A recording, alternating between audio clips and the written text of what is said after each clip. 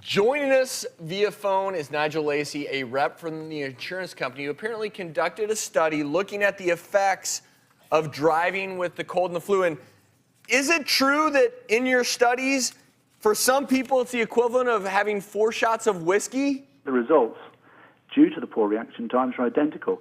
In the UK, the research sort of went a little bit further, and it sort of tried to calculate back the number of accidents that happened as a result of colds and flu, and they came up with a sort of an eye-popping figure of 125,000 accidents in a year, which is a lot of accidents. I think what I'm hearing is that we need to acknowledge that you're not necessarily going to be at your mental best if you have a cold or the 4 flu. shots of whiskey, that's a heck of a cold. That is a heck of a cold. But think about it. Sometimes you're really out of You it. can't get out of bed. Especially, if groggy. you're too sick to go to work, maybe you're too sick to drive. And again, I mean, too, I think we're talking about driving impaired, whether it's texting on your phone, being sick, drinking.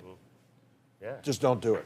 And also, I would say that we all know that there's a difference between a mild cold, where there's just the annoying sniffles and congestion, and when you have a full-on episode of the flu with fever, headaches, and you just don't think right. And you don't even sound as though you're making sense. That's probably the time you don't want to get behind But the wheel. driving here in LA, where traffic is heavy, I mean, it's scary when you feel a sneeze coming on, and you know you're going to sneeze and close your eyes, and you're like, whoa, what a... Try to take your eyes off I mean, it traffic is a for little minute. scary. Yeah. Nigel, thank you so much for joining us. It's been a pleasure. Thank you very much. Good one.